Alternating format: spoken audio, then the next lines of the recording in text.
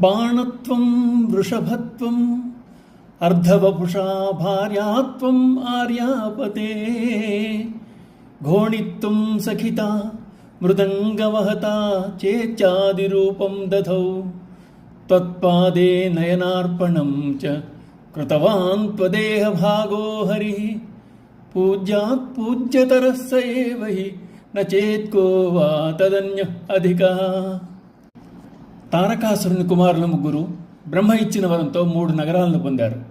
ఆ నగరాలతో అంతరిక్షంలో విహరిస్తూ దేవతలను యాతనలకు గురిచేశారు, పీడించారు, వారిని ఓడించారు.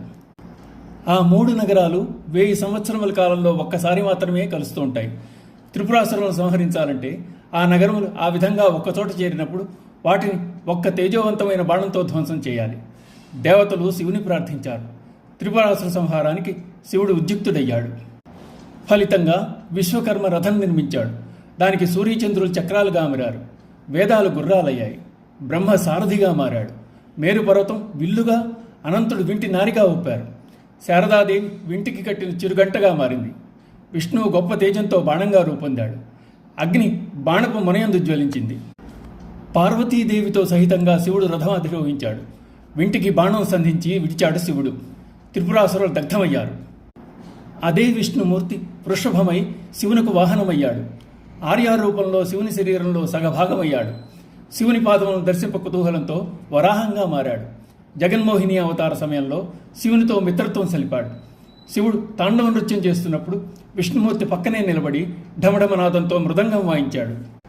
ఒకసారి శివుని సహస్ర కమలాలతో అర్చించాలని ప్రయత్నించిన విష్ణుమూర్తి దేవతలతో సహా కైలాసానికి బయలుదేరాడు.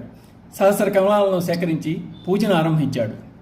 విష్ణుమూర్తి సంకల్పాన్ని శివుడు పరీక్షిద్దామనుకున్నాడు. శివుని మాయ వల్ల ఒక్క కమలం తక్కువైంది. ఆరంభించిన పూజ ఆపడానికి లేదు. విష్ణుమూర్తికి ఏం చేయాలో తోచలేదు. విష్ణుమూర్తి కమలాక్షుడు. ఆయన నయనాలు కమలాలను పోలి ఉంటాయి. వెంటనే తన నేత్రాన్ని పెరికి దాన్ని శివునికి సహస్ర కమలంగా అర్పించాడు. ఆ విధంగా విష్ణుమూర్తి తన శరీరంలోని భాగాన్ని శివునికి ఇచ్చి శివుని దేహంలో భాగమయ్యాడు. ముగ్ధుడైన గౌరీ మనోహరుడు హరికి నేత్రాలను ప్రసాదించి పూర్వ వైభవం కలుగజేశాడు. నేత్రాన్ని సమర్పించిన హరికి సుదర్శన చక్రాన్ని ఆయుధంగా బహూకరించాడు. ఇన్ని విధాలుగా శివుని అనుగ్రహం పొందడానికి ప్రయత్నించిన విష్ణుమూర్తి బ్రహ్మాది దేవతలందరికంటే పూజ్యతరుడయ్యాడు. బ్రహ్మాదులు పూజ్యులు. విష్ణుమూర్తి శివుని అర్ధాంగ సంగుడగుడి చేత పూజ్యతరుడయ్యాడు.